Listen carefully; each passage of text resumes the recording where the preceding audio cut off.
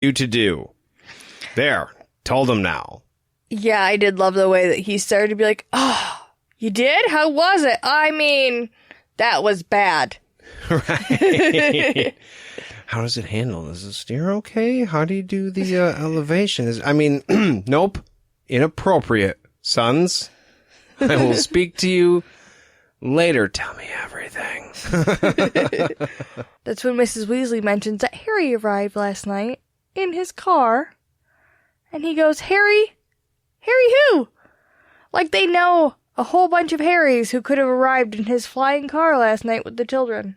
And it's actually a very nice moment that breaks the tension a little bit for Arthur between him and his wife, because he gets to turn his attention to Harry a little bit and be like, oh, Harry Potter, I've heard so much about you. I didn't realize until I had reread this that he hasn't been at King's Cross with the rest of the family. Oh, right. Yeah, the first time we meet them, he's away at work, I presume. Yeah. So it was just Molly and the kids getting them off to school like moms who stay home typically do. Right. So he's obviously heard a whole bunch about Harry on top of what he heard about Harry from the wizarding world in general. Anybody who knows anything about Harry is excited to meet him, let alone somebody who's heard all about him from his son all summer. Right. Harry is kind of a phenomenon among the magical world. And, I mean, how would it happen that your kid's the kid that gets to hang out and become best friends with this kid, too? That would be pretty interesting, I would think. Yeah. I'm sure that on top of that, Hermione, we haven't talked about her at all yet this book, but I'm sure that Arthur is all about talking to his kids about their friends from school, because he doesn't get a whole lot of interaction with that muggle world. He seems like he would be. On top of the fact that when he came home, none of them were like, oh shit, Dad's home. And they were all pretty excited to like just talk to him and hear about his day. He must be good with his kids. Yeah. Good at interacting with them. Yeah, very warm-hearted. Probably doesn't have much of a heavy hand. That's why Molly is the way she is. Molly wears the pants. And that's why Ron is like, Mom's giving Dad the business. Let's go upstairs. Yep, time to split. We don't need to hear this. He recognizes when it's not a good time to hang around. So that's when they head upstairs, up the long, long stairs, all the way up to the top, passing all of his siblings' bedrooms, and heading to his that says Ronald's room on the door. Yeah, on the way to Ron's room, they passed Ginny's room, and Harry, glances in there, as you would, walking through a strange house. If you see an open door, you're going to be like, it's in there. Oh, shit, what's that? Okay, kind of get your bearings a little bit. And he sees Ginny again, and she's like, oh, shit, and shuts the door real fast. And Ron says it's weird. Normally, they can't get her to shut up. And she is not saying shit. She wants to completely disappear. And, I mean, it doesn't out and out say it, but you get the feel it's because Harry's there. Well, he does say that she's been talking about Harry all summer. Oh, well, then it would make sense. Yeah, and she saw Harry at the train station, and I'm sure she's heard about all the shit that Harry went through last year from Ron. So then we get to Ron's room, and my first impression was, holy shit, orange. It says everything is this, like, they don't say the actual shade, but I'm like, burnt orange, kind of.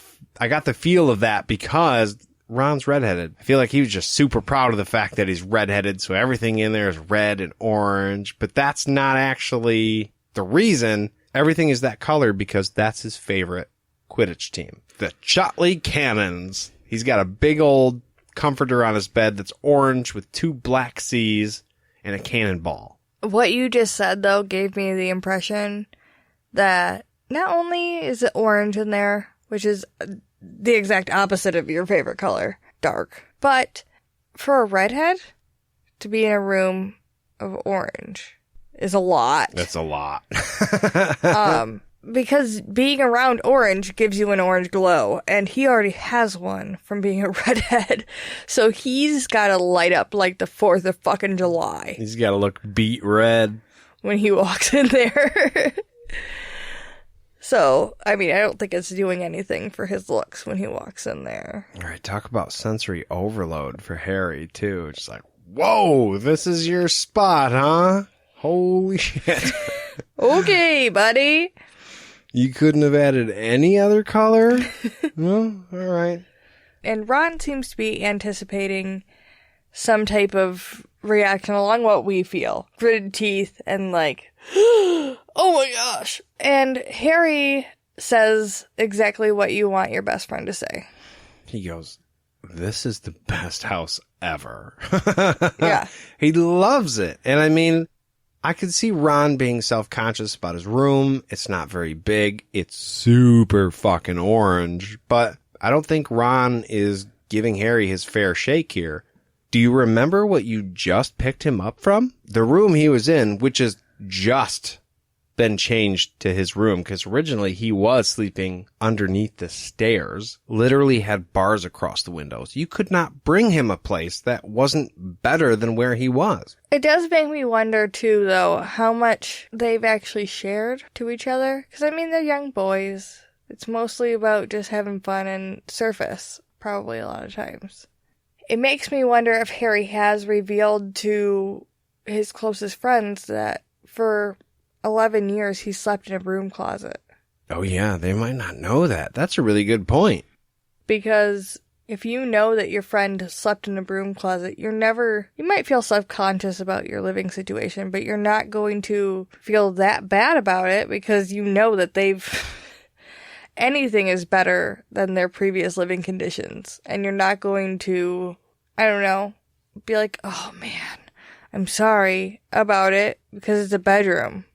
Right. You're not going to expect them to have that high of expectations. Right. Even if you saw him have a great big bedroom, right? When you picked him up with the bars, but you know that was his living situation before that. You're not going to be like, oh, sorry about mine. And you'd also think that when they were talking to Molly downstairs in the kitchen, right when they got there, when they're trying to justify what they had been doing, if they had that information at that time, like, dude, his whole life he slept underneath the stairs.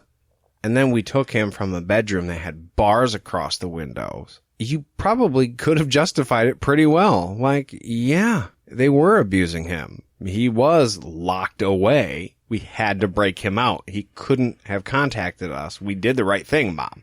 Yeah. And you could probably see Molly going, he was sleeping where? Yeah. And they weren't feeding him? Oh, fuck no. I'm going to be taking the flying car over there tonight. I mean, I'm still mad at you boys for doing that last night without telling me, but I'm going to go have some words with the Dursleys. We're going to settle this shit right now. I'm going to call Magical CPS, and we're all going to meet over there post-haste. But that is all. That's the end of the chapter. We see Harry taken from the Dursleys' residence, and now he's at the Burrow with the Weasleys, safe and sound, fed, and life is looking much better. Yeah, he doesn't feel bad at all. No. Let us know what you guys thought about this chapter with the whole technical kidnapping thing. I know there's a couple of ways people look at it. I've read a few things online, and there's a lot of interesting conversation about this chapter specifically. Was it right? Was it wrong? What would have Arthur and Molly done differently to make sure that it was viewed in a better light? We're really curious to know what you guys might think about that. And if you have an opinion on that, you should write us an email, and you can send that to podcastatt@gmail.com. You can check us out on Facebook or Instagram @podcastatt, or for Facebook, you can just search all the things. You can also find us on Twitter @podcast_ATT. Sorry, that's the only different one. And if you're interested in helping us grow, you can find us on Patreon @podcastatt.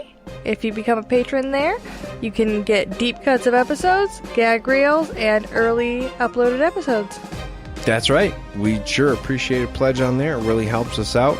And we will see you guys real soon. Yeah, bye guys.